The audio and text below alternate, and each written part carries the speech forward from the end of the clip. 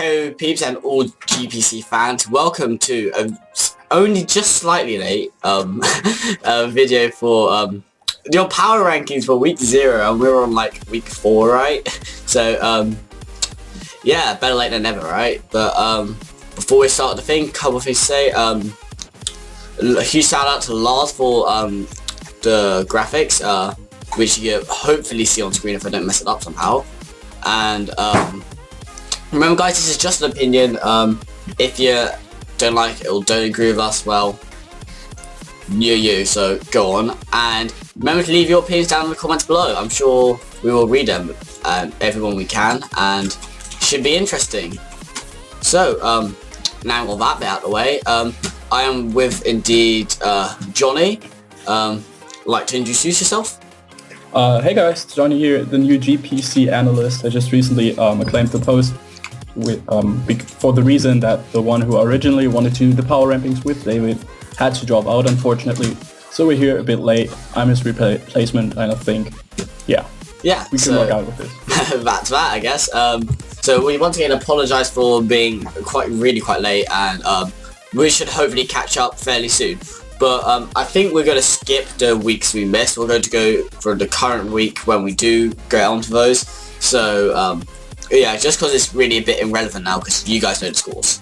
Yeah, and we're quite biased now. We know the results from the next weeks. Exactly. So it would be more neutral if we do it after week 3. So we start now with the draft recap, only referring to the team's rosters, and then we continue next week or sometime in the future with after week 3 power rankings.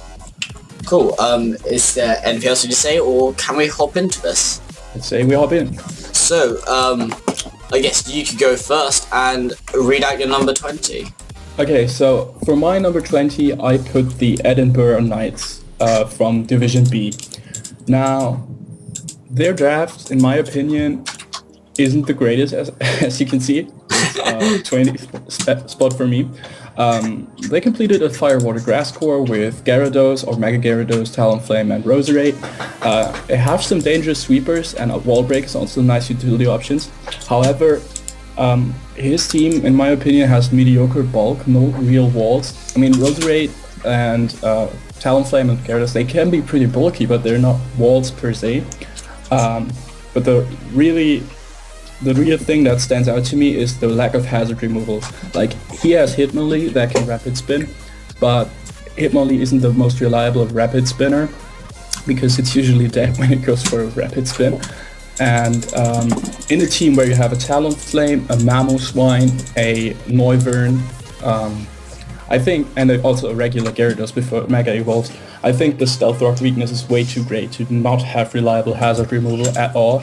And yeah, I also think this combination of mediocre bulk and no hazard removal will really bite him in the butt, like, over the course of this season. So because of this, it's my 20 spot for draft. Yeah, I'm going to talk about the team a little bit. With hazard removal, I mean, Clefable does get Magic Bounce Prankster, so, you know. Yeah, but I mean, like Magikarp, yeah, but Magikarp, rely on but Magikarp, you do, I know you don't want to rely on it, but it's something, and yeah, quite a decent amount of the team does pressure off majority of hazard setters. I know that's not a great excuse for it, but it's something, I guess. Also, one thing I forgot to mention at the beginning of the video, we're gonna talk about this team updated. There's been one draft like change period, this transfer period, and so this team's slightly different from original drafted, but the majority the same. And also, the Miami Infernapes took over the Charlotte Houndoops as well. Forgot the name takeover for Restore, so Wimmer or something like that, but no offense, but yeah. Also, the team does have a decent bit of status and hazards, like it got Toxic Spikes, which is more than some teams could say, and then having a couple of quite nice hazard setters, like Talonflame's it's quite good at bulky Will-O-Wisp, Miss Magus, Will-O-Wisp, and stuff, so hazards maybe, the Will-O-Wisps maybe help deal with physical attackers a bit more. Roserade's okay, special bulk, Assault Vest exists as well. I want to disagree with you on one tiny point, but I think Mega-Gyarados is actually, I've drafted it before, actually I really loved using it, and I have to say, it's really stupidly bulky and it can really wall entire teams out. Not entire teams, but it's a bit excessive. But it actually it's actually quite a good wall as well.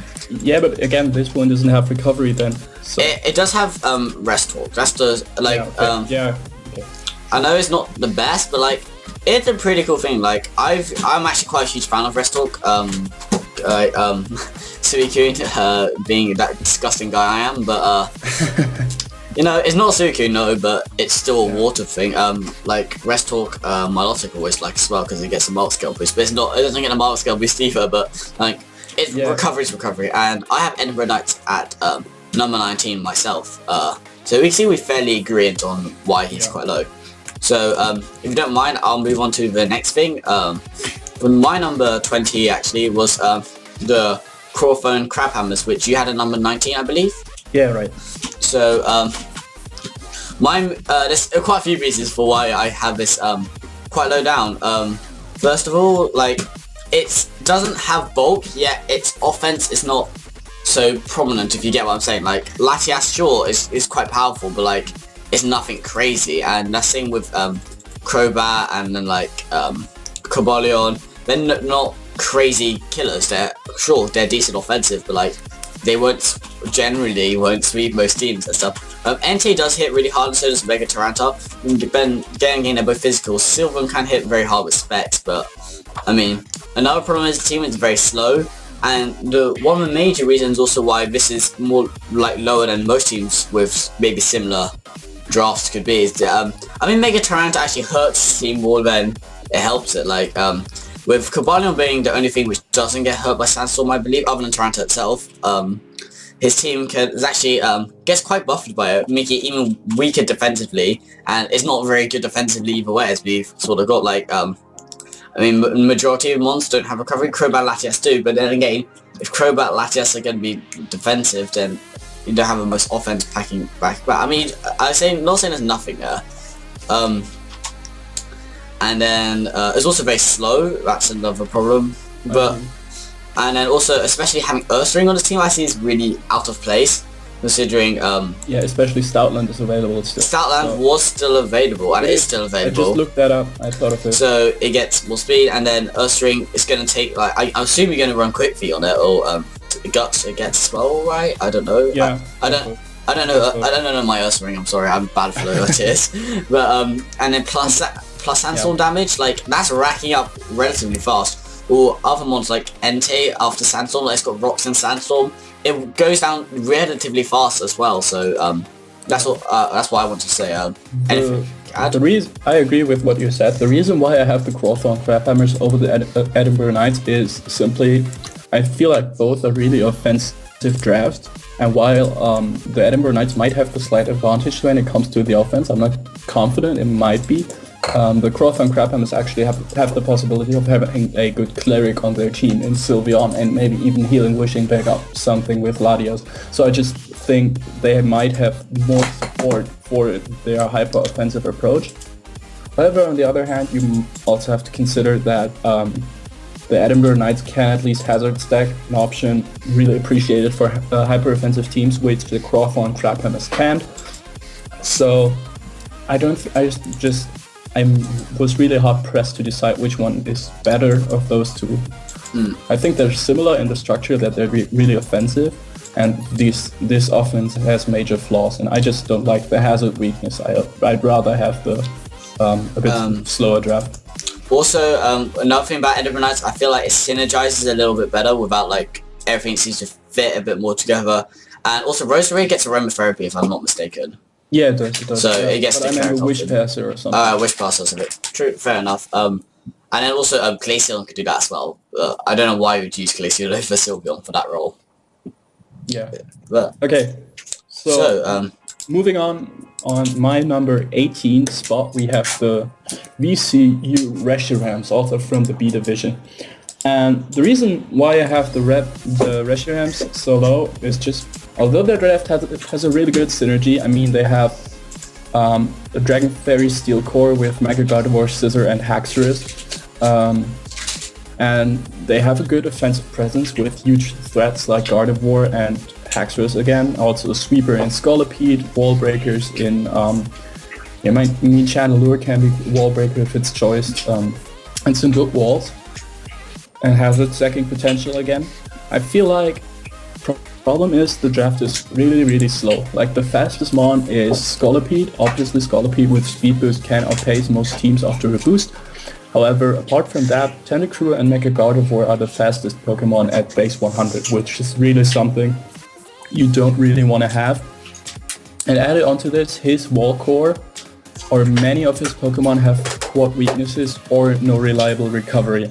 So if you look at it, Tentacruel, Bronzong, and mainly Tentacruel and Bronzong don't have quad weaknesses. However, both of these lack reliable recovery, so are worn down quite easily. And his other quote-unquote walls like Scizor, Chestnut, and Gastrodon, I believe, they all have quad weaknesses that can be exploited. So I really feel like his draft is lacking when it comes to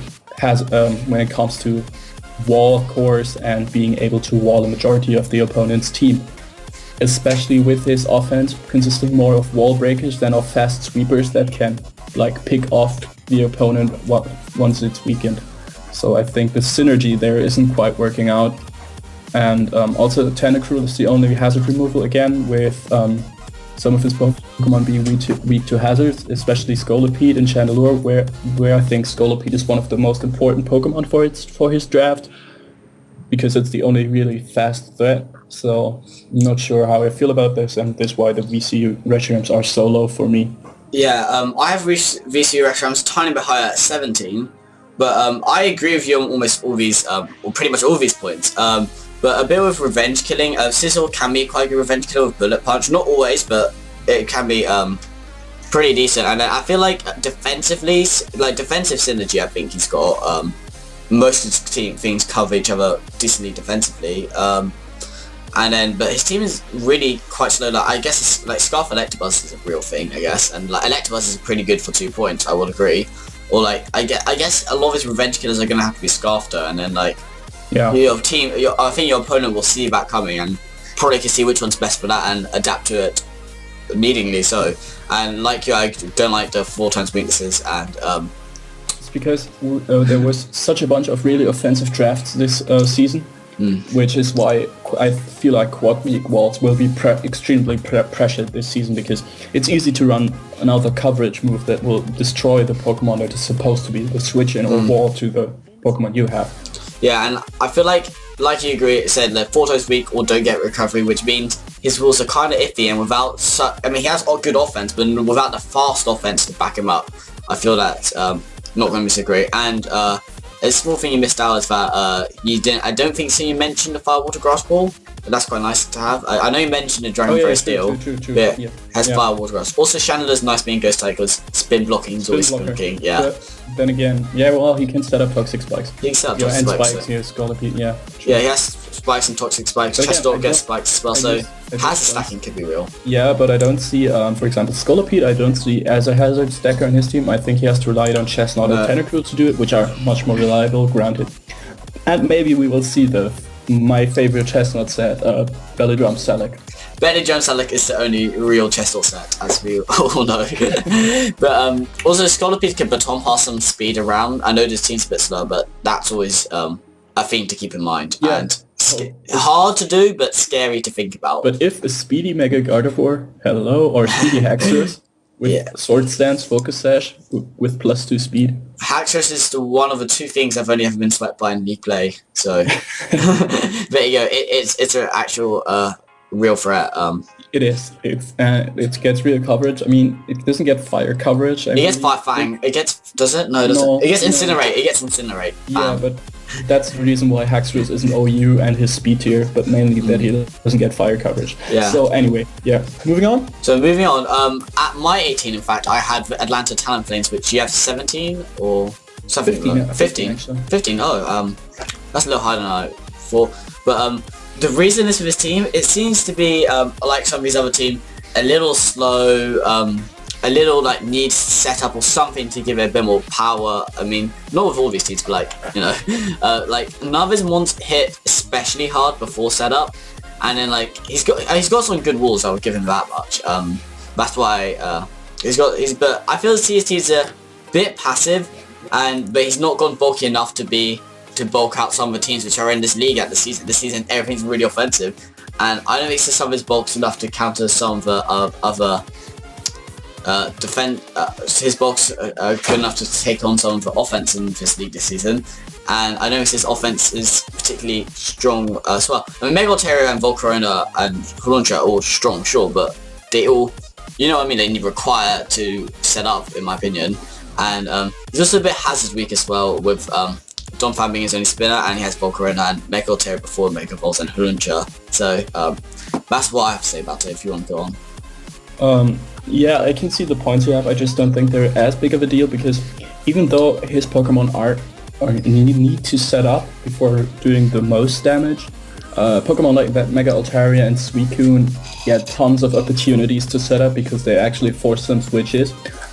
Most of these mons get reliable recovery as well, especially his bulky mons. So I just think that he will be able to whittle down opponents' team with his bulky mons, with this bulky that he arguably has, to the point where he can like pick them off with a setup mon of his choice, or even a Hawlucha not set up, although it lacks some power. Like, I've drafted sort of similar teams to this before, and they've been my less successful teams. This is why it's the only, I mean, it's my playstyle, this wouldn't work that well, but that's why I have a little lower, because I have first-hand experience of a team quite similar to this. I don't see the hazard weakness as much. Oh, of course, only having Donphan will pressure you, especially with so many teams being able to hazard stack this season. It will put a real restraint on team building, which is something I don't like for me, but I just don't think it's as bad as you said it. Although I can see some problems he might have with stallier teams with hazard stack and phasing, so we'll see. We'll see. So you go on to your number. My number 17 is the Hellas Volcaronas. Now, I actually believe this is the first team from Division A we're talking about. I think so it is. Division A was slightly stronger this season when drafting than Division B. We felt that way at least. So the reason I have the Hellas Volcaronas this low, because if you look at the roster, it sounds quite scary with a Staraptor, a Mega Altaria, Cobalion, Starmie, Rotom-Heat. Thing is, he has the Volturn and the Dragon Fairy Steel Core with only Mega Altaria and Cobalion, arguably. But I feel like he lacks the immediate power. Like Mega Altaria and Cobalion both need to set up to be a real threat. Starmie, only base 100 special attack, is fast, but doesn't have isn't the best offensive threat without a Choice Specs or a Life Orb. Rotom-Heat is more of a pivot Pokemon than a real threat. Staraptor needs to be choiced in a way to be really effective, which limits its possibilities and has quite some straightforward checks on most teams. So I just feel like his offense isn't as scary because he lacks wall breakers or immediate wall breakers, and I also feel like his defense isn't the best. Like, Rotom-Heat can be bulky, Gligar is bulky but is passive, Starmie can be bulky but it's not wall per se, it's not that bulky. So I feel like adding up to this mediocre offense, he also has a lacking defense. And the last thing is, he drafted Magmortar and Floatzel when he already had a Starmie and a Rotom-Heat. And I feel like they do quite similar. Floatzel is another fast water type, Starmie outclasses it most of the times. Magmortar is a bulkier fire type, which is outclassed by Rotom-Heat. So I don't know why he drafted these two types. That's why I have the Hellas Volcarona this low this time. Well, I'd say I agree with you on most of the points. I have mine a little bit higher at 15, but I have to agree with you most of the points. The team is fairly passive, but I don't know. I just, it synergizes quite well. Yeah, I have to say that. I was gonna say they cover each other weaknesses, and then most of the mons are relatively versatile in what they can do. Like, so I feel like often unlike some of the lower tiers, he get maybe a bit of a surprise factor, if you wish. Like, I feel like a lot of his mons have high opportunities. So I'm Kecleon with like, is it Kecleon? It should be pronounced like that. Yeah. What's it called? Has Protean, or color change, color skin, so whatever it is. Like, so its abilities are like stronger. Like he could change quite a bit. Yeah, I see a lot. It's quite good in the format. Yeah. I feel a lot of these are quite can be quite versatile, and I see Magmortar being a little different from Rotom-Heat because like it gets more coverage. Yeah. It gets more coverage, and then it's a little powerful as well. I think, if I'm right, but I've had Magmortar actually be very scary for me. I've played Magmortar once maybe, and then it was scary actually. I underestimated it and it hurt, and I lost that game. So I feel like Magmortar, though, he will be. Oh, wait a second. Lars going to talk whilst he's got. Oh, you're back. I'm back. Yeah. You're back. Okay. It will be hard pressed to bring Magmortar because when he's already having a Rotom-Heat that is Rock Weaks and has the same weaknesses, like his team isn't really appreciating water type that get grass or electric coverage for starting. I don't know. I just feel like it doesn't fit his team as well. I agree with you that. I definitely agree with Floatzel. I see Magmortar as I wouldn't say a bad pick, but like. You know, you could have done something better there. But meanwhile, I see Floatzel's kind of a bad pick. Like, it's a Floatzel. Yeah, for his team, to be honest. Yeah, but I mean, we're going to talk about that later, I suppose. Okay. So. Yeah, and I mean, like 7 points can get you a decent amount of things. Like. Yeah, that's what I'm thinking. Yeah, I mean, I have this for some other teams as well, where I think like they should have invested in more into another Pokemon then. So we've already done my number 17, so let's go to my number 16 in Parisons, which I have at number 16 as well. Yeah, so at least we both agree on something. We've been agreeing a decent amount, but so his team. It's quite different. I feel like it's quite difficult to rank these teams like in detail. You can, I think, roughly we're on the same page. It's just Sunspots. I mean, it's personal preference, I guess, at that point. But there's one or two teams, as we'll get into later on, which we have very outplaced completely. But let's go. So Parisons, they have a much more bulky style of team. I wouldn't say bulky as much to call it stool, but it's fat. It's much fatter than most other teams. With Clefable and Skarmory being two disgusting ones. I love Skarmory with all my heart. Like, Skarmory's so good. Yeah, and then it's so good it hurts. I mean, it's been kicking for many years. Then I also really like the pick of Mega-Glalie. I've played into Mega-Glalie. Well, I didn't play, but I was gonna play Mega-Glalie once, and then it was scary to prep for. Like with a really quite prominent attack and special attack. It can run the hidden powers to get past most of your walls.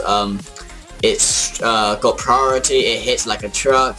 It's got fewish. Like I find there's a decent amount of switch-ins, but like it can hit rock types with like earthquake and stuff, and then he's got freeze dry as well with a nice special attack to back it up. And what's it called?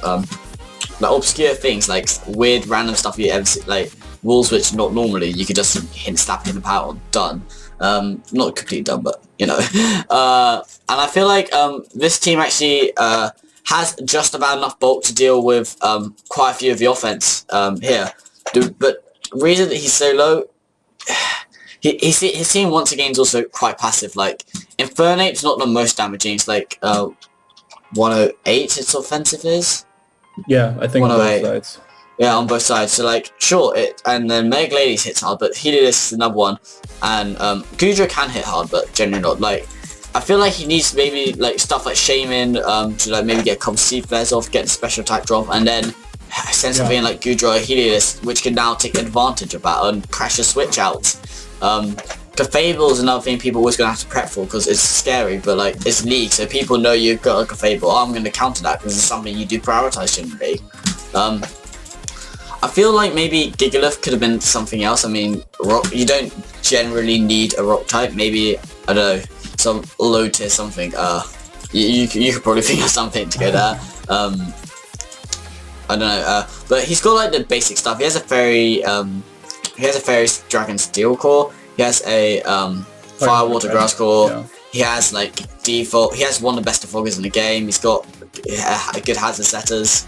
So like he's got his stuff, and he's got Volt Turn as well. So like he has all the basics. It's just like he's got all the simple stuff. He just doesn't have like, you know, anything which stands out more. Like there's like no like Landorus-I. There's no Kyurem. I feel like he drafted Mega-Glalie, and I know it's a huge offensive threat and it's hard to prep for.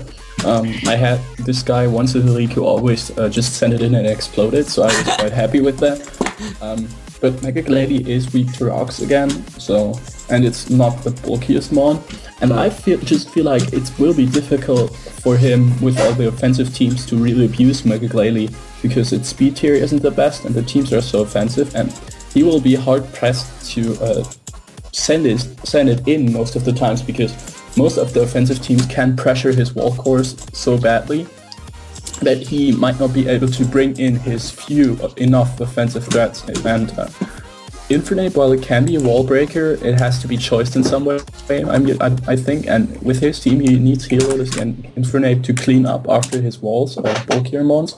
So I just feel like he, as you said, is too passive, and with the offensive pressure in this league this season, I believe his team will be quite hard pressed. But because it's not the best stall team either, he doesn't have the most immunities as well. So I just want to but Glalie is, it's not the slowest thing in the world. Like 100 base speed, it does, like, it's with Manaphy, with Victini, like, it does something. And then, like, at the same time, there are so many mons over base 100. I feel like true, but like against teams like Atlanta Talonflames, I think his team just eats it up half the time. Like they do play, but like it's a slower team. But then again, what does he have for once Mega Altaria gets set up, right? The bulky setup Altaria sets up on the majority of his team. Unaware Clefable. Yeah, okay. I think that's a pretty solid answer. We shouldn't prep for the matches. No, let them do that stuff. But some free advice. Have they played already? Probably, maybe, possibly. I don't know. I'm really behind with all of that as well. But yeah, continue, or you want to say anything? Yeah, but I believe my number 15, and yours as well, I think we already discussed. We have 15 and 17 we had swapped. So yeah. My number 14 are the Wolverhampton Wongolers, also from Division B again. On the first glance, their team looks really good. They have a really good Dragon Fairy Steel core with Mega Latios, Excadrill, and Azumarill. They have a Fire Water Grass core with Rotom-Heat, Seismitoad, and Gourgeist. They have a good Ball Turner in Jolteon. They have good wall breakers in Azumarill, Saw, and some other Pokemon. However, the problems I have with this draft are pretty much, it's a one-dimensional offense. Like, I feel like Azumarill mostly does, its coverage isn't the greatest. You can expect Superpower, Waterfall, Play Rough, Aqua Jet, and Knock Off, and that's about it. It can Valley Drum, you know that. It can be Choice Banded or Assault Vested. This is the amount of Azumarill sets there is. You missed one. You missed Whirlpool Parasong. I think that is the ultimate Azumarill set. Like, yeah, you can also learn Zap Zipper to counter a Mega Venusaur. No. Exactly. Ultimate sets right here. And Mega Latios, obviously, that's a rather versatile Pokemon. But however, Latios without an item is sometimes also hard pressed to get the damage off it needs. Excadrill, I just feel like his draft is too one-dimensional, and especially from a defensive side, because most of his walls don't have recovery. Rotom-Heat, Seismitoad, Gourgeist gets Synthesis, Regirock doesn't, bulky Excadrill doesn't have recovery. So on the defensive side, he will be pressured a lot because his walls will be slowly whittled down, like over the course of a match. And outside of Latios and Jolteon, he doesn't really have fast threats to back up his wall breakers, maybe even apart from Aqua Jet and Azumarill as well. Which is why I feel like his draft synergizes quite well, but I just feel like it's fairly one-dimensional and will struggle to get the defensive grip on most matches. If his wall breaker, if he can manage to get his wall breakers in at the right time and punch some holes in the opponent's team, he will have an easy time beating them. But if he faces a team that has Pokemon that can actually take on his wall breakers, I just feel like his team will be whittled down so fast that he can't keep up with this. Well, I have him a lot higher than you. You said you had him at 15, was it? Or 14? 14. I have him 7 up. I have him at number 7. This is the first and one of the 2 times we're going to really disagree with this draft thing. I think his draft is pretty damn good. You must remember it's a Mega Latios, not a regular Latios, so yeah, I know. It packs a bigger punch in my opinion. I mean, it has 160 special attack, right? Yeah, so it does hurt, and then 130. And you can run. You can run it. Yeah, you can run it either way. 130 attack. That's still enough to pack a punch, and it's not a terrible Dragon Dance user at that point. Like, sure, you're normally around a special, but you know, it could be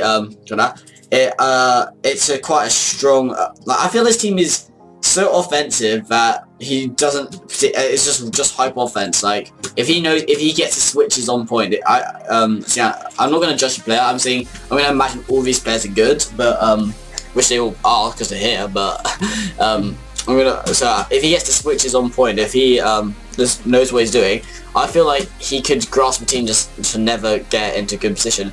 And one or two defensive mons like each time, like Gorgai, Scizor or Regirock, like just rotate between the three. Like, sure, you have them take 1-2 hits, and eventually when they fall down, you bring in another threat and start hurting again. Rotom, he get the Volt Switch, which makes it easier for certain techniques to come out. I could see maybe one or two faster ones, such hard-hitting ones. Like, I think maybe something like Escajor could have been like a different mon maybe, or something like that. Maybe something faster. The only also Jolteon gets Volt Switch, and I have a huge soft spot for Jolteon. I really I used it alongside a Celebi, and I had a Volt Turn call almost every week, and it really just hurt teams. Like, quite a few teams found it hard to deal with. I did get a later transfer period with them, but still, and I feel like Jolteon with another Volt Turner, a Volt or U-Turner, which in this case we're in Heat, which is maybe a bit over the top with two electrics, but I feel those two can like toss teams like together, and like I really like Volturn personally. I mean, yes, ground types do counter that, but he has an Azumarill. Like, ground types aren't appreciating Azumarill any day. And what you said about Azumarill being not the biggest coverage, I think it's generally, especially Twist Banded, powerful enough to break through things which like Juice and Calcs, even if resisted, generally can still pack a punch, and then being the ability to use knockoff as well. On some walls, getting rid of leftovers in general, or not salt west for him, but like for other walls of the team, like it generally does hurt their team quite a bit, and it can cripple a decent amount of team with Aquajet as well, giving you the speed, and also Parasol Waterfall, like Whirlpool. What else do you need? Yeah, I agree in that point that I think his offense is quite scary. However, in my experience, hyper offense is really hard to pull off in League format. And I also, his most dangerous offensive threats are still outsped by a good portion of the metagame. True. Which doesn't make pulling off hyper offense easier.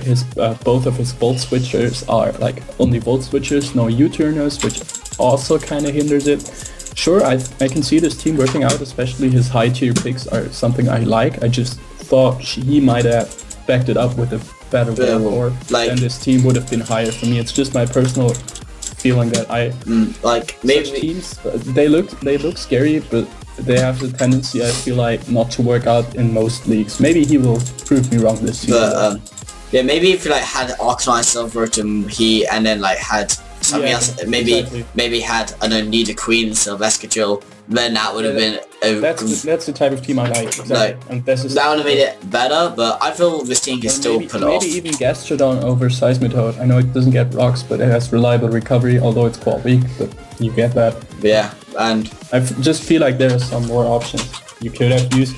I don't think it's a bad draft, and basically all the following teams from 14 to 7, I was really hard pressed to really sort into an order, because I felt like they were somewhat on the same page, most of them at least.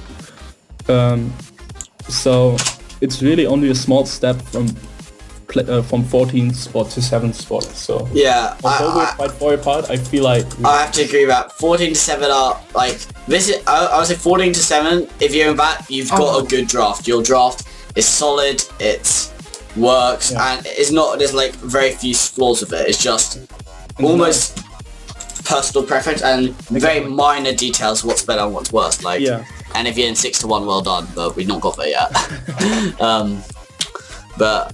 So shall I go to my 14? Let's go. So I have Miami Infernape, and I'm not quite sure where you put them, but that was for me. I'm looking at the sheet, and 2 of them ones have disappeared, so I don't remember what they are. I don't know either. One of them was very high tier, I believe. Wait, where are my notes? Let me pull them up. Put your notes up. No, this is all gone wrong. Whatever, let's see, what's there? I believe a water type has, no, it has, Empoleon.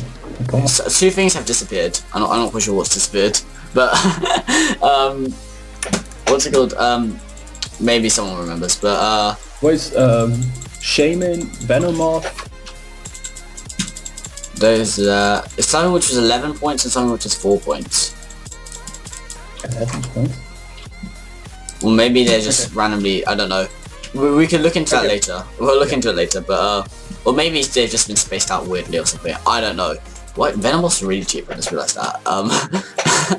But, the Bristol... Shaman is only at 2 points. Put Shaman up again. I think everything... Choke. Is Shaman meant to be... I don't know. Yeah, never mind. Never mind, so that's someone else's problem.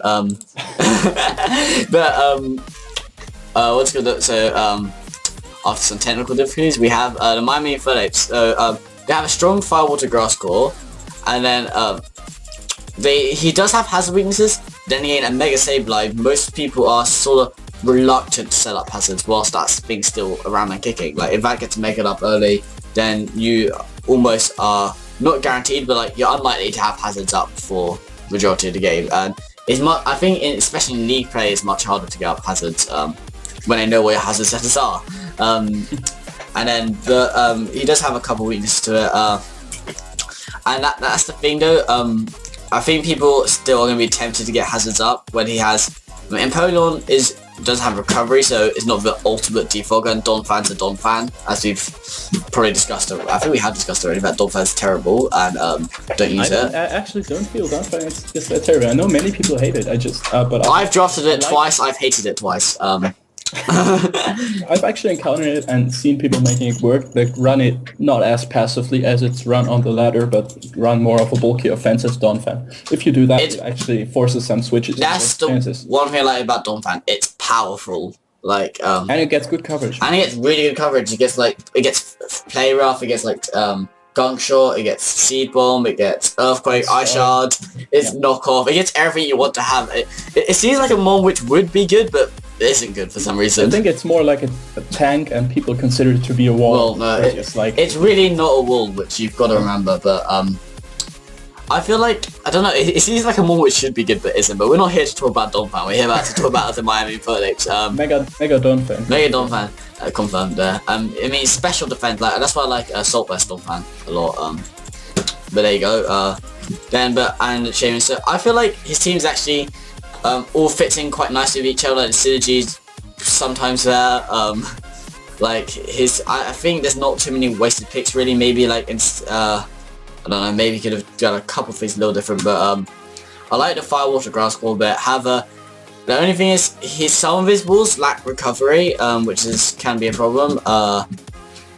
And then like I don't know. It seems not passive, but it seems like it could be it's a little lacking on the special side, and and a tiny bit slow minus Talonflame. Like Salamence isn't the fastest; it's fast, but not the fastest. Yeah, I see that. So I have that as well. I just think I agree. He has a really good Fire, Water, Grass core.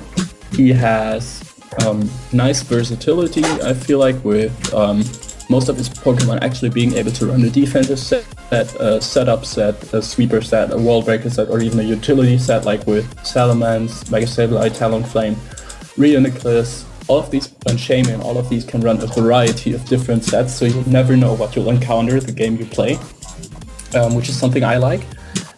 And I also like the combination of Mega Sableye and Talonflame. I think Talonflame is so rarely seen in League format, and it can put in so much work if used correctly.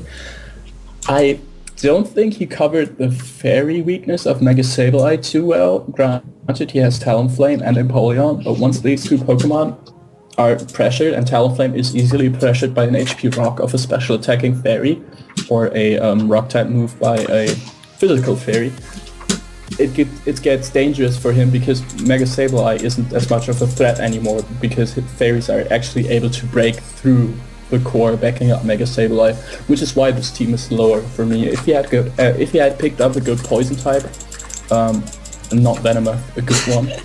Venom's cool. Yeah, I would be actually tempted to put this team even higher because I really like the way it looks on paper. It's like the other problem I have is that like Empoleon and Donphan and shit. Yeah, well, Empoleon and Donphan don't get reliable recovery, so.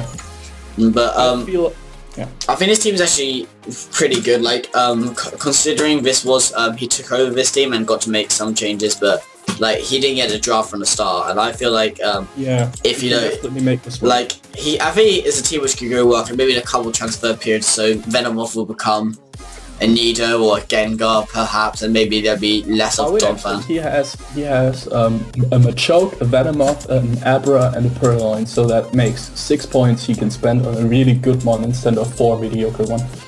So I'm interested to see what he makes of this. I think the draft has potential. He might want to complete his incomplete Dragon Fairy Steel Core with a Fairy, or he might complement his draft by picking a Pokemon that can actually wall Fairy types a bit more. But I believe this team definitely has potential. There's potential, but I think 2 transfer periods to come, so he's got plenty of time to fix this. Yeah. So, do you want to go? Where did you have him on your list? I had them on 12. 12, so yeah, a little higher than mine. So, would you like to go to your number 14? My number 13. 13. Sorry. So my number 13 are the Venice Victinis, also from the A division this time again. The Venice Victinis are a really offensive team. Their offensive core of Victini, Mega Pinsir, and Hydreigon is incredibly scary.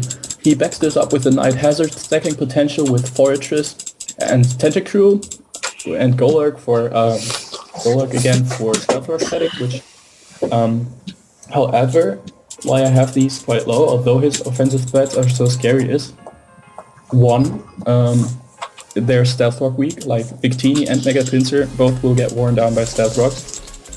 And Forretress and Tentacruel are his hazard removal.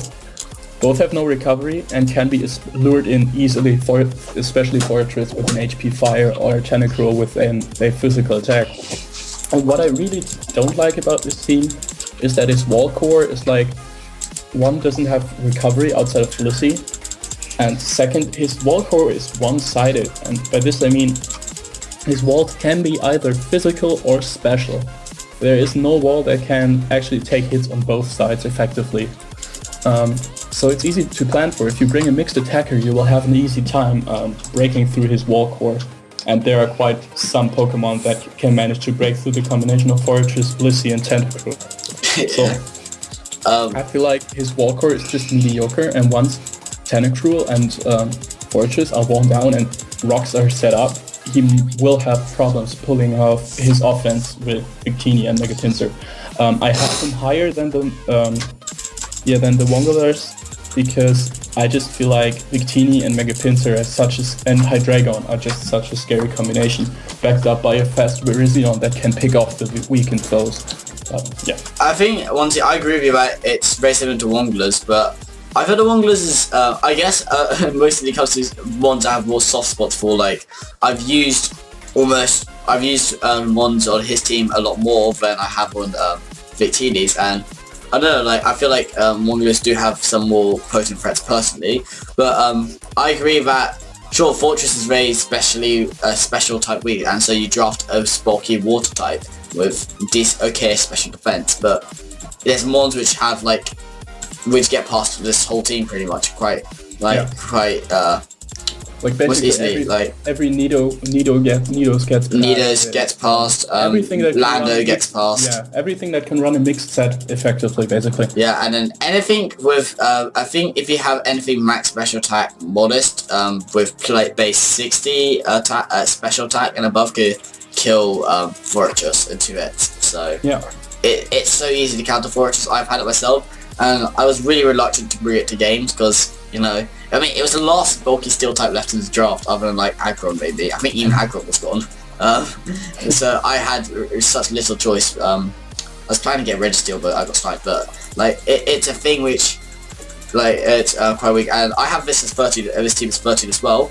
However, I quite actually like his last pick of Golduck. I feel that actually quite nicely wraps up the team, being a quite good ground type, being a hazard blocker. Like, it sort of helps stuff which he hadn't quite got in the rest of his draft. No, I feel like maybe Mortgage got recovery, and maybe another hazard removal. Maybe like Sandslash or something could have been more effective at that position. But, problem with Sandslash again is it dies to basically any hidden power because its special defense is not existent.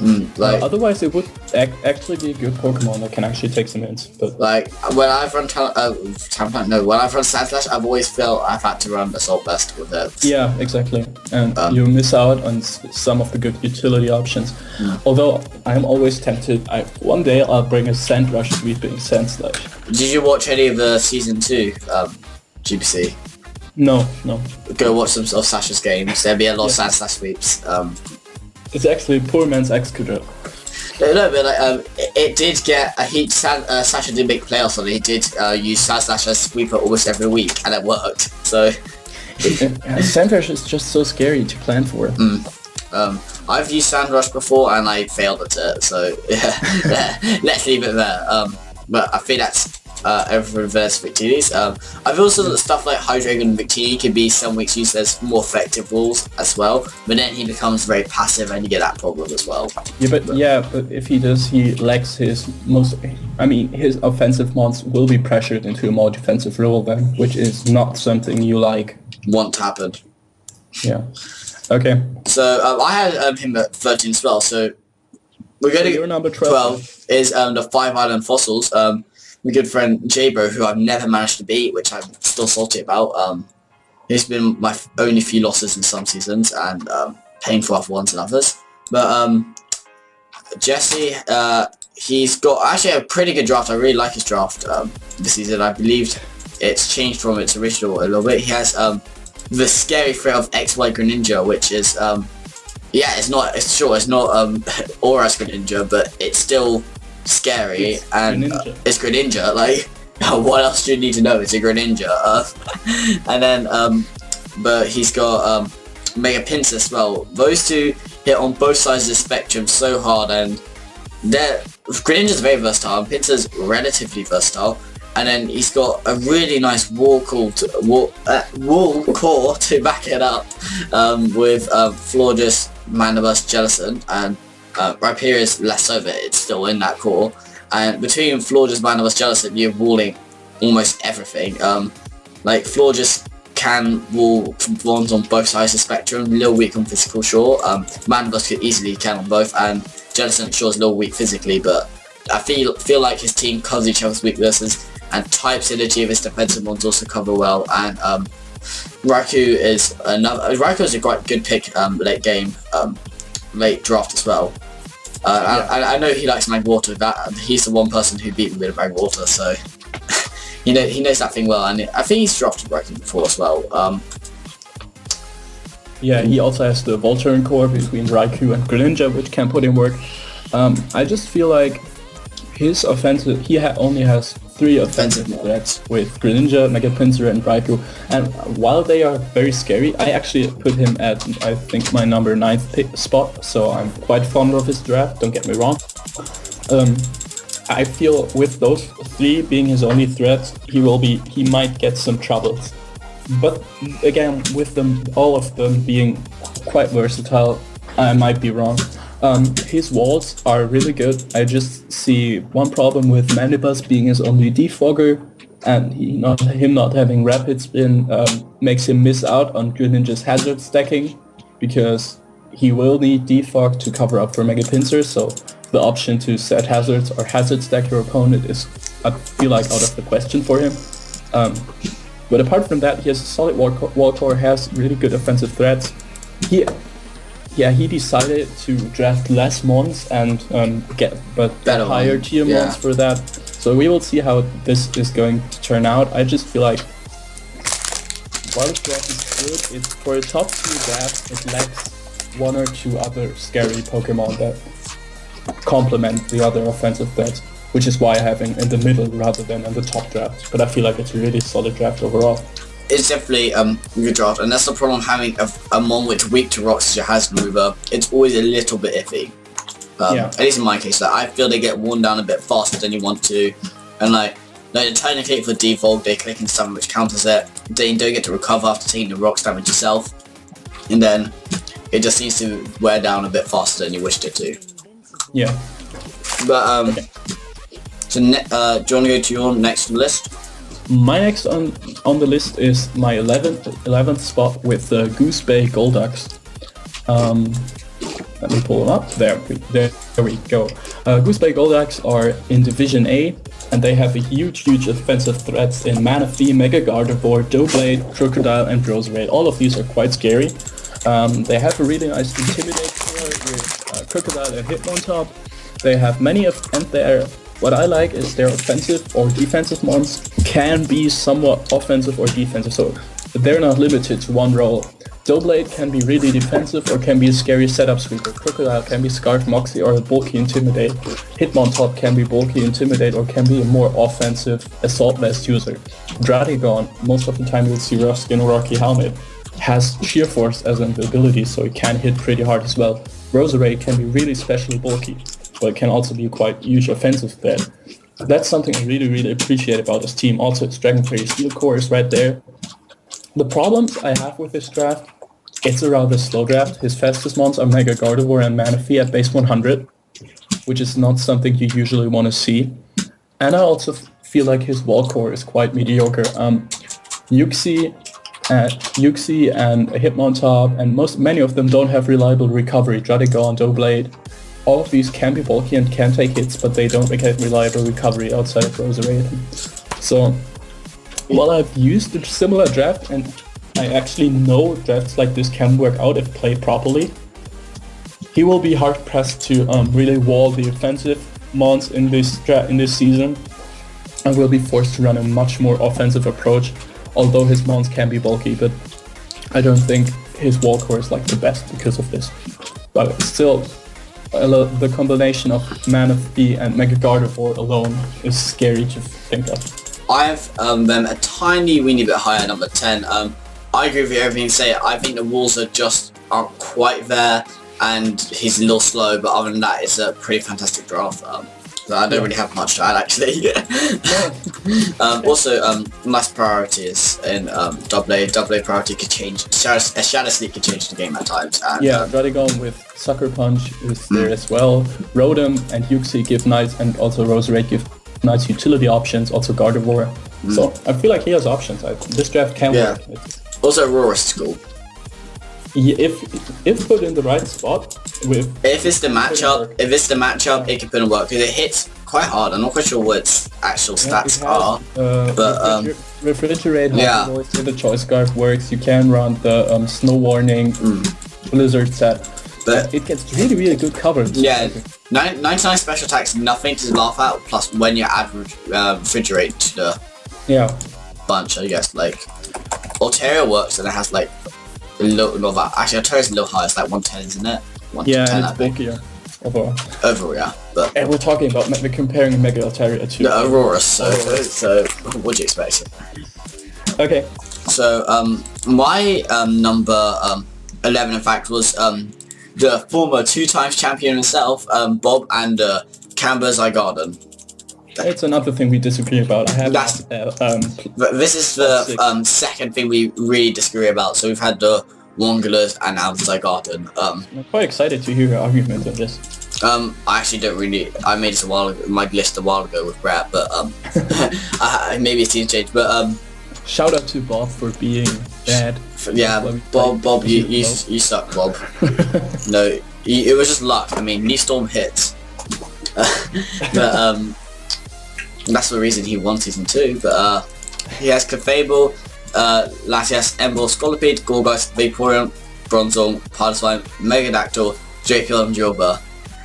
I think the reason I probably put him a bit lower than Just is that I've used so many of these mons and have really ended up disliking them after using them, which is part of the reason. I feel his team is a little bit, it's gonna sound mad but passive when you have a Emboar and a Mega-Aerodactyl, but Mega-Aerodactyl is a stall breaker, yes, but it doesn't hit as hard as you want it at times, and being weak to rocks as well, it gets worn down fairly quickly. Sure, it has roost, but that's still something to look about.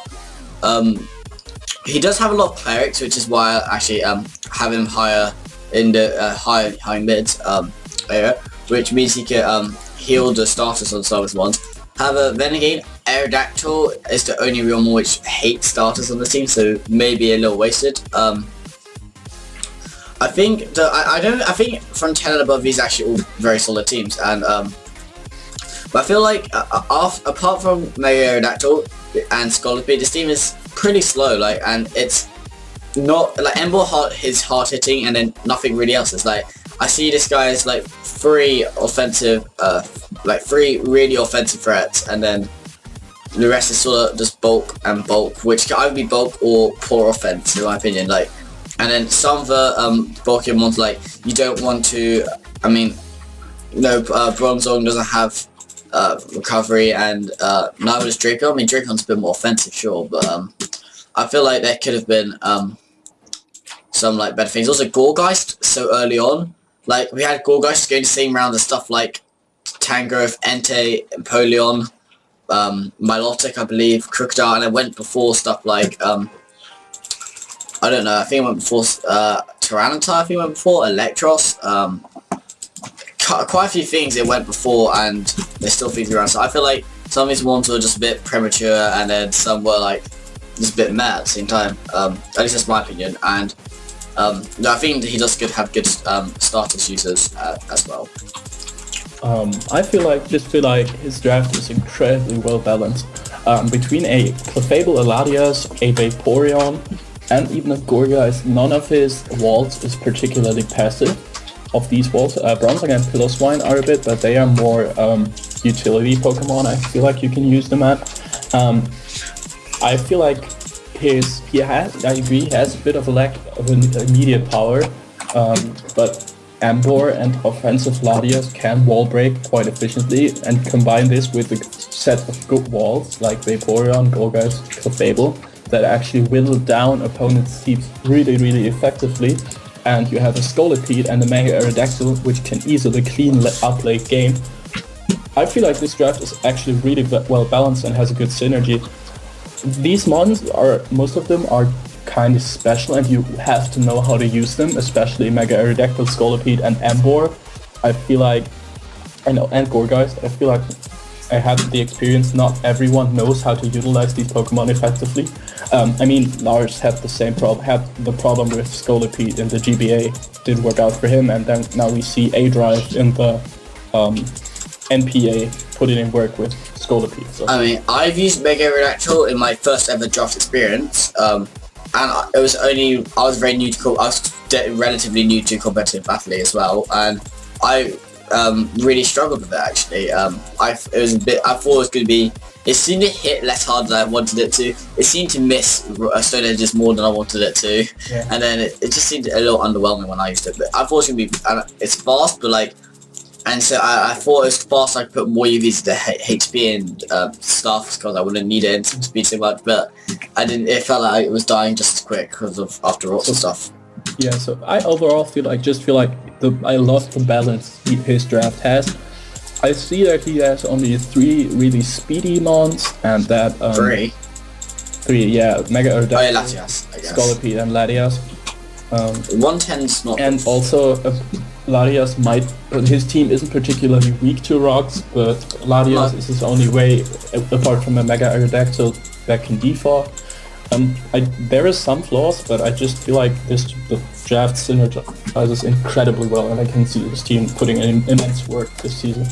Okay, so would you like to go to your number 9 or 10? We have my number 9. My number 9 was the 5 Island Fossils. My number 10 is the Phoenix Sunfloras. Right, I really like this team. He has a good Dragon Fairy Seal Core with Mega-Charizard X, I believe Jirachi and Togekiss. He has a nice versatility Pokemon in Jirachi, Togekiss, Selgor, Rotom-Mow, Scrafty. All of those can fulfill plenty of different roles. He has no quote-unquote passive walls, like Jirachi, Charizard, Togekiss can all be bulky. Also, he has Snorlax, Rhydon, Scrafty. Like, they can all be bulky, but they're not passive, so they can always do something back. He has a nice U-turn and Volt Switch core in Jirachi and Selgor and Rotom. He has a good Wish Passer in Alamomola. He has potential to Hazard Stack with Selgor. What I think his team is mediocre is it's slow apart from the Selgor. Like, apart from the Selgor, nothing breaks the base 100 area. It's quite hazard weak, with Charizard before Mega Evolving, Togekiss being the only defogger weak to hazards, the Selgor is weak to hazards. And he has Torkoal and Avalok that can Rapid Spin. If he brings those two, that's more of an asset for his opponent. And keeping this in mind, his threats like Jirachi and Togekiss will be forced, and also Snorlax will be forced into a more defensive role most of the times, which puts a strain on his team building, because he doesn't have the most reliable wall core. While his Pokemon all can be pretty bulky, I just feel like it will keep him from utilizing the full offensive potential, especially with a Pokemon like Togekiss being forced to run defog a lot of times, when it's really hard pressed for move slots anyway, because you want to run Boost, you run a Thunder Wave, you want Heat Wave, you want Air Slash, you want Nasty Claw, you want Baton Pass, you want so many things on your Togekiss. So I feel like his draft is scary from an offensive perspective again. I feel like his bulk is lacking, and with the way his team is composed, it will put a strain on how he is able to team build this season. I want it in the least rude way possible. I sort of see this as like a little, like, I see it as really similar to my favorite draft I've drafted before, but like a little worse version of it, and I think it has a soft spot because it's sort of built up the same way. I mean, my two main offenses were Charizard X and Nidoking. I had a lower tier Rotom, I had a quite solid defogger, but I actually quite like this team for all the things you said, the U-turn, the Volt Turn synergy, the offense. I think the offense doesn't particularly need setup, and I feel like, sure, some teams are going to outspeed this, but I feel like his offense mons are like, at least Charizard X is bulky enough to take 1 or 2 hits. I love using Rachi is as well, yeah. And same with Rachi. Nidoking and the Selgor are quite... Nidoking and Selgor's pretty frail. Nidoking's quite frail, but like, Nidoking, I don't know, how I like to use Nidoking was just to scare things away. Like, after something died, or if I predicted a lightning hit or something, or a hit I could survive, to switch to Nidoking in, and then they're going to be scrambling, because Nidoking has very, at least in my opinion, quite a few switches. I mean, sure, if you have a special enough bulky mon, that's fine, but every now and then you can just... You can, then you hit it with superpower. Exactly. I feel like Nidos in League format don't have safe switch-ins, exactly. They just have switches. But like, I was going to say... Nothing is safe. I was you just have to play around them. You have to play around it, and once you get your Nidoking in, I feel like they've panicked. It's like, I've always liked drafting a Nido. Most of the time I try and draft a Nido, or at least something similar to a Nido. Yeah. But they're a very interesting pair of mons, and I think they're very good as well. I mean, they have been buffed with fairy typing being introduced. Exactly. Offensively relevant again. So I feel like, his stream is pretty scary. For my taste, it's a bit slow, and I like to have safe switch for most things. Exactly.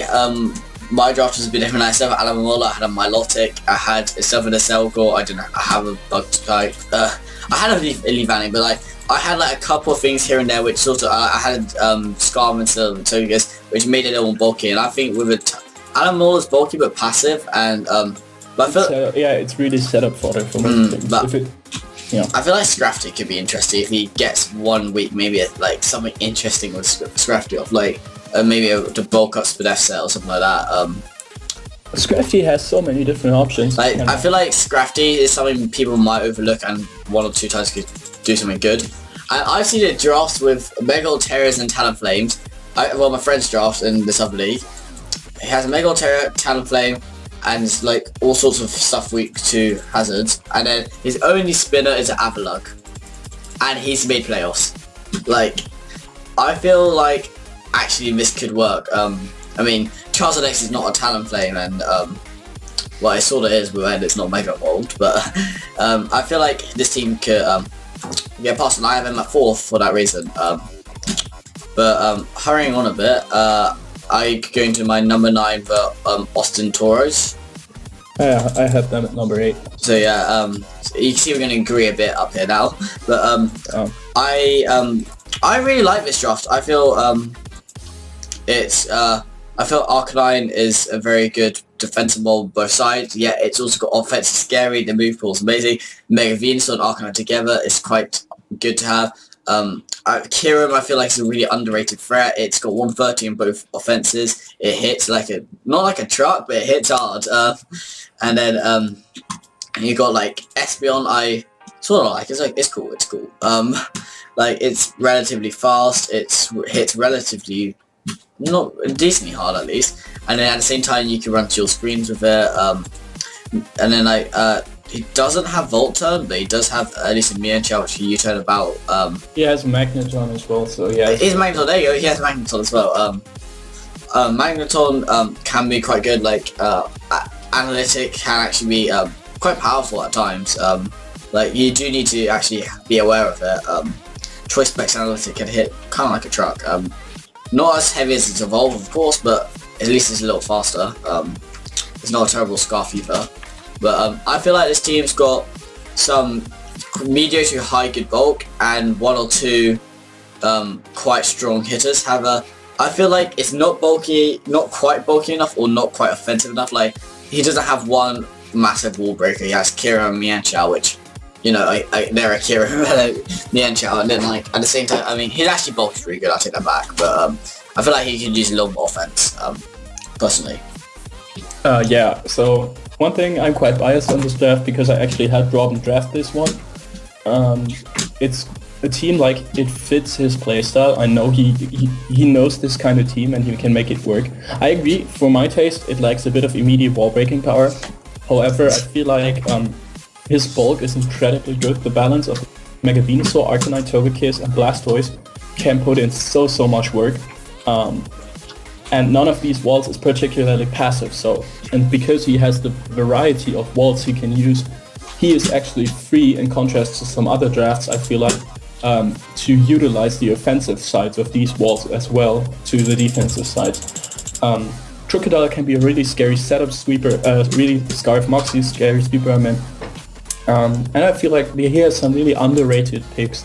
Magneton in the League format, I feel like is incredibly good because problem with Magneton on the ladder is you can either run a bulky set or with Eviolite, or you run a Scarf offensive set, and often you don't know what you're going to encounter and which one is going to work out, and he's actually able to make this work in League format.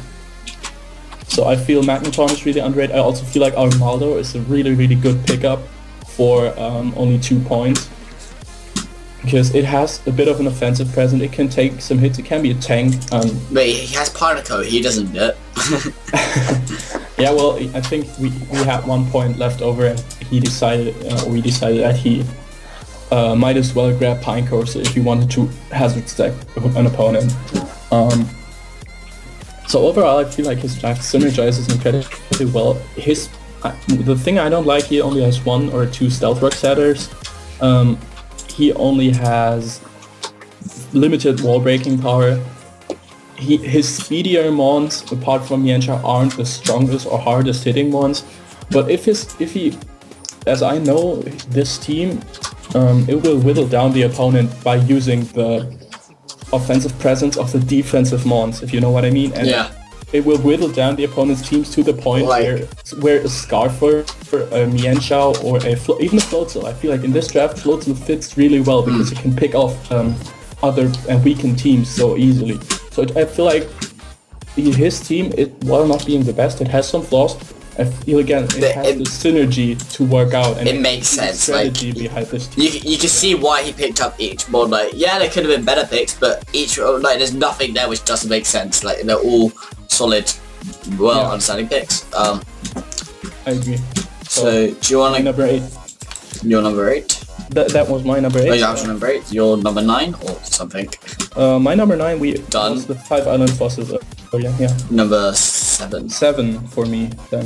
Right? Yeah, I think. Go ahead. Okay, I have the Brisbane Pyro at my number 7. So now we're getting to the really scary drafts. This draft. This draft, imagine you're a defense player and your opponent brings a Landorus Incarnate, a Weavile, a Mega-Aerodactyl, a Nidoking, and backs this up with a Sticky Web Galvantula. You just want to hide under the nearest rock, you just want to run away from this. This looks like a team which will eat you alive.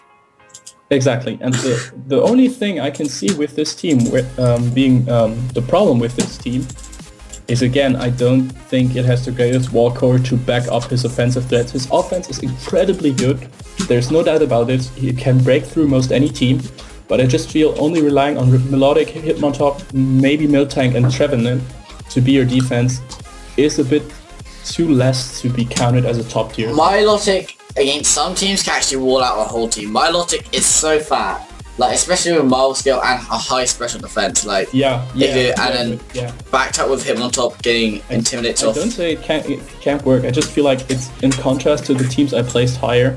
I just feel it doesn't. Yeah, I have him at number 7, 8 as well. So I think he's the last one feeling to compared to the high team. But I think, does he have the most offensive draft? Possibly, probably.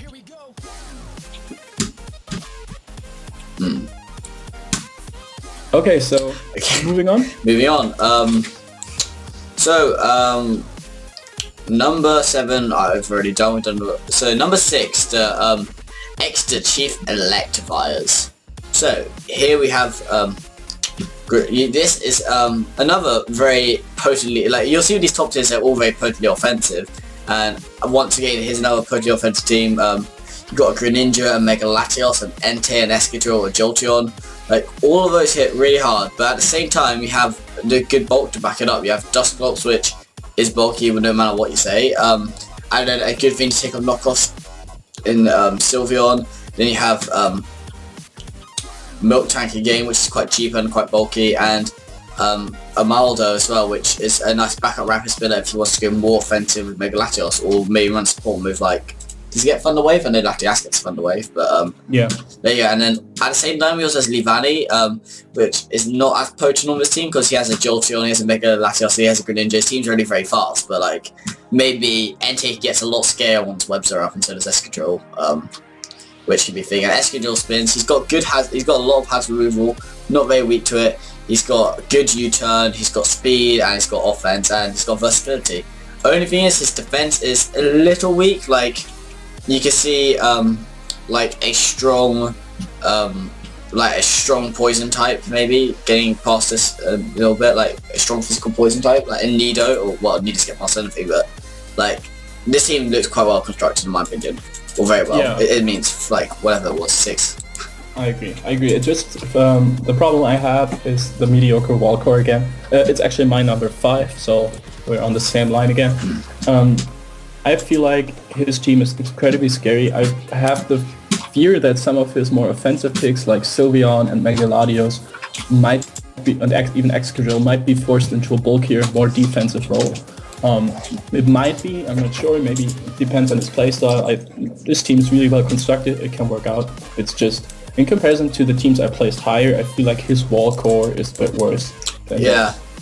Once again, these couple teams which are just missing top have the offense, but they're just missing out on the defense a little bit. Unlike the lower teams, they have defense. They're different from the Edinburgh Knights or the Crabhammers, where they actually have some defense, but it's just a little not as good as some higher ones. Yeah. Would you like to go on to your number 5? I just did this one. Do you want to go for one or? I already did my number 5. So. Okay, my number 5 is the Shadow Valley Murkrows, which I know you have a little higher up. A little. This team is, I think, like I said, from 7 onwards, or 6 onwards, you have a fantastic team. You pat yourself on the back. Mom, to tell your mum you've been made somewhere in life, you've actually done something. You've got something to be proud of. I actually quite, all of these are good, but here's Manaphy, Mega Lopunny, Nidoqueen. Just the same with those three, you've got such three potent threats, like Nidos have no switch-ins, I mean, Nidoqueen a little easier than Nidoking. Mega Lopunny... It actually takes the hits better. Take the hits better, so, I mean, I've used both, I think I prefer Nidoking, because it's just that much scarier. Yeah, for me it's the other way around, because you can run more bulkier set, you can utilize the Toxic Spikes and Stealth Rock setting variants better than with Nidoking, which is why I prefer Nidoqueen. At the same time, I drafted Nidoqueen with more defensive sets and teams, so I didn't really need to end up one with more offensive, but I have, so you got a Manaphy for good setup, Lopunny Power Punch is set up, I guess, and meantime, like, you have such offense, and then lower down you can see you have like rules which aren't the most passive, like Porygon 2 is a little passive, true. Tangrowth is quite offensive, 100 attack, 110 special attack, or stuff way around. You got Druddigon, which has got sheer force, what else do I say? You got the best Pokemon in the game, Aromatisse. Oh wow. You got Meloetta, which is it's really good. It's really good. Underrated. It's really underrated. Pierre's used it a lot to quite good. And then I've seen it stall out. Could be not stall out, but it can be bulky. Yeah, especially on the special side. And it has a huge move pool, and if you are able to utilize the Relic Song, you actually have the mixed attack. Exactly, yeah. But this whole team is really versatile. It's pretty fast. It's strong. It sets up, and at the same time, you've got the walls to back up this offense. And you got maybe something like a little wild card in the mix with Ditto. Who knows what you can do with it? You saw Geo put in work. Yeah, exactly. Like it can put in work, it cannot. It's really a bit of a mixed bag. So I feel I actually am allowed to spoil this. I have the Shadow Valley Murkrow at my number 1 spot. I feel this team has everything it needs. It has a really good wall core. It has tons of utility options with every single of its Pokemon. Like Porygon, Tangrowth, all get good status moves. They get utility in Leech Seed, Thunder Wave, Toxic. Aromatisse is a good cleric. Meloetta has so many options. Aerodactyl can be a stall breaker, hazard setter, can be an attacker. Rotom is so incredibly versatile in what it can do. We saw George use it to an extent. And then the offense of Manaphy and Nidoqueen to break some things, set up, and then Mega Lopunny to clean up or revenge kill. I just feel like this team, the only thing it lacks a bit is a U-turn and Volt-turn core to back up Rotom. But I feel like since I am a player, I rely on pulling a lot of doubles myself. So I feel like I don't know how he plays, but if he is able to read his opponents correctly, I really enjoy using this draft because it gives you so many options, and pulling the right doubles, bringing in your offensive threats at the right time. You have a good wall core to back it up, to take the hits it needs. Tangrowth with Regenerator, Porygon with Recovery, Aromatisse with Wish Protect. For me, it's the best well-rounded draft in this league. So yeah. The only one problem I have with this, which is a tiny bit low, it doesn't have the best hazard removal. That's the only reason it's a little lower from the top 4. Yeah, okay, I can see that. On the other side, it's not terribly... It's not weak to it really at all, but like... Spikes are soaked up my Nidoqueen. But like spikes and Stealth Rocks, weak or not weak, it starts to hurt. But then again, I don't see any opportunity. And like you said, hazard stack his team. Like not many things could hazard stack against this. Maybe possibly against maybe something weak like a Tangrowth or something. But still, that's like the only minor flaw. Might be a weakness. Yeah, I agree. But that's the only thing I see wrong with it. So with Doreen.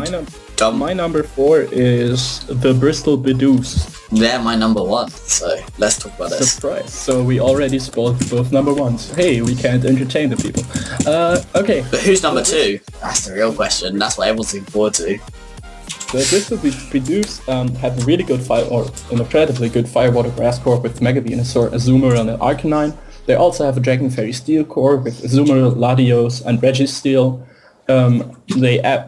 Additionally they drafted a Tauros, which can be quite offensively scary, a Thunderous Therian, which gives them a nice electric immunity, and also Volt Switcher, U-turn again, and a Pangoro. Now, really good core. All of his war core can be offensive as well, especially Venusaur and Arcanine. He has nice offensive options, good wall breakers, good sweepers in Thundurus, and also Latios can sweep up the team, or Azumarill with Aqua Jet, or Tauros if you bring it. A wall breaker in Pangoro with good coverage is always scary. I can see... I don't want to say his wall core is limited, but I feel like it is to a point, because while the team is not frail, those Arcanine and Venusaur are the only real walls apart from Registeel, which has no recovery. And this single position for Arcanine and Venusaur keeps them from utilizing their offensive potential, I just feel. Because in his draft, in contrast to the Austin Tauros, I feel like Venusaur and Arcanine are always forced into the defensive role, which takes away from their versatility and from their abilities to perform as good as they can. This is just why I feel like the Bristol Bedoos are a bit lower.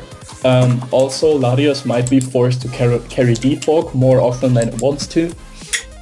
This is why they're my number 4, but that's why I didn't put them at number 1, because I just feel like while Venusaur Arcanine, the core is incredibly good, the real walls are Arcanine, Venusaur, and Registeel, and this will force those walls into the roles, and I don't like that when I team build. I want to have the options of running mounts differently. I see what you mean with them being that, but Venusaur and Arcanine are such good walls alongside with Registeel. Like, maybe he had a Wish Passer, sure, but I feel like also that the best Azumarill counter is Mega Venusaur, right?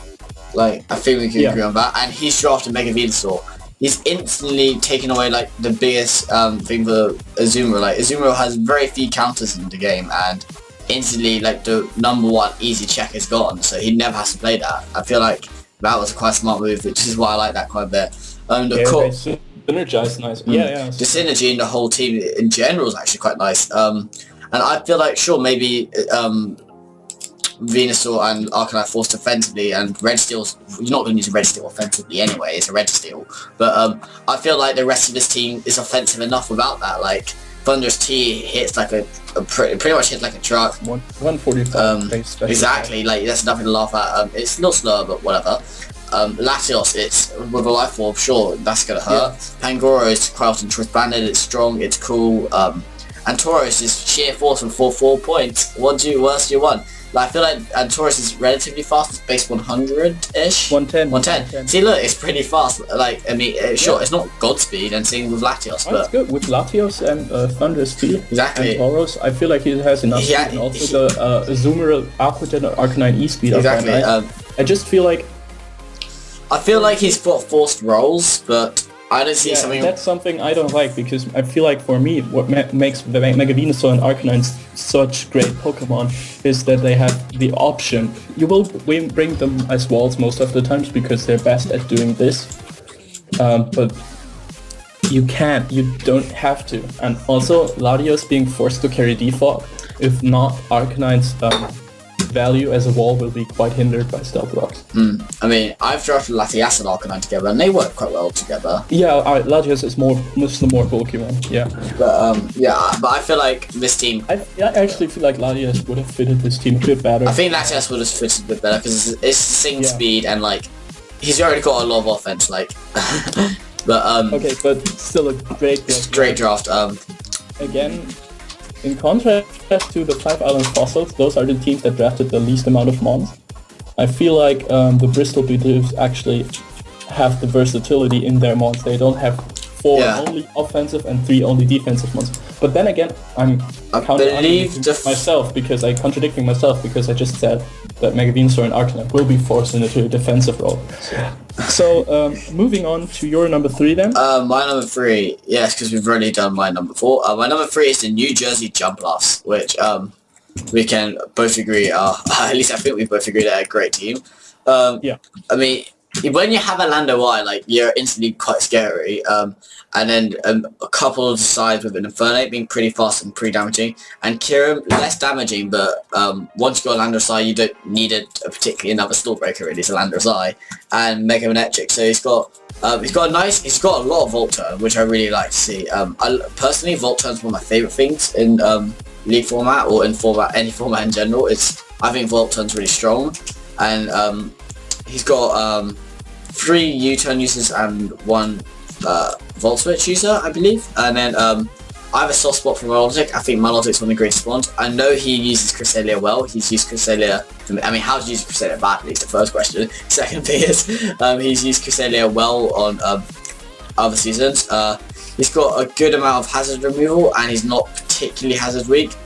He's got a good amount of priority. He's got a good amount of stall breaking. He's got a good amount of speed. He has everything pretty much. He doesn't have a steel type. I think that's like the only thing he's missing. He doesn't have a steel type, does he? That's like the only thing he's missing. No, and then rock setters could be a little iffy, but other than that, I feel he's got a great team. I feel like his offense is incredibly scary, and he actually has the U-turn core to bring in the offense at the right time. He can really mess up teams by that. His team is fast, it's really fast, but between Crobat, Infernape, Manectric, and it also has the bulk to back this up with Cresselia, Milotic, and even Granbull. Granbull, in my opinion, really underrated. It's a great one. I love Granbull. So overall, I feel like his draft is incredibly good. What I can see hindering his draft, he's a bit weak to Bolt Beam coverage. That's like, I was looking for weaknesses, I wanted to find one. Like Bolt Beam coverage could be a problem. Could be. But overall, his draft, it's my number 2, and I actually was really hard pressed deciding between my number 1 and 2. So I almost made it, but I just like the Shadow Well and Murkrow's core a bit better. I just feel this team is so scary to face, and will be. I feel like this has to come out somewhere on top at the end of the season. I mean, I was really hard pressed, I think, for everything above number 6. Like 6 and above is really hard. Yeah, and pretty much. So yeah, so the last team we want to talk about is your number 2, my number 3, the Bangalore Wash. The Bangalore Wash. They drafted Megalopunny, Mew, Nidoqueen, Aromatisse, Tangrowth, Suicune, Tyranitar, Stoutland, and Ditto, and Electabuzz. So, what do I want to say? It's a versatile offense. It's not a frail offense at all. The offense he has can take some hits between Mew, Nidoqueen, Tyranitar. Stoutland even. He has a sand sweeping core with Stoutland and Tyranitar. He has a really good wall core, which all of his Pokemon of his wall core can be offensive as well. Mew, Aromatisse can be quite offensive. Nidoqueen, Tangrowth, Suicune, they all can have some offensive presence.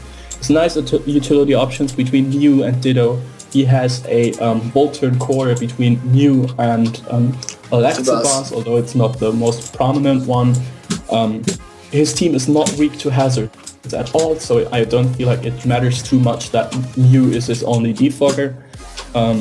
He covers up the fighting weakness of Tyranitar quite nicely between Nidoqueen, Aromatisse, and Mew.